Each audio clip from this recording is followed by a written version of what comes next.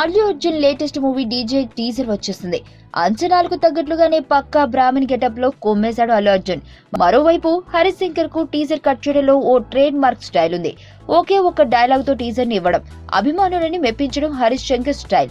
అయితే అనూహ్యంగా ఈ టీజర్ కు రికార్డు స్థాయిలో డిస్లైక్స్ రావడం ఇప్పుడు టాక్ ఆఫ్ ది టౌన్ అయిపోయింది.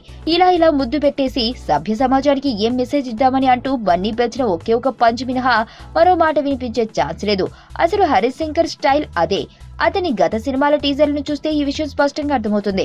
పవన్ కళ్యాణ్ తో తీసిన గబ్బర్ సింగ్ కు నాకు కొంచెం తిక్కుంది, కానీ దానికో లెక్కుంది అంటూ పవన్ తో పలికించిన ఒకే ఒక డైలాగ్ తోనే సగం హిట్ కొట్టేశాడు హరీష్ శంకర్.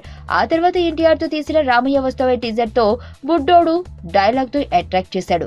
కాకపోతే ఇప్పుడు డీజే విషయంలో ఆ సింగిల్ డైలాగ్ ఎలా వర్కౌట్ అవుతుందో తెలియదు, కానీ టీజర్ కు 37,000 లైక్స్ వస్తే 25,000 డిస్లైక్స్ వచ్చాయి. మొత్తంగా వచ్చిన 1,00,000 వ్యూస్ లో జనాల మైండ్ సెట్ అలా ఉందన్నమాట.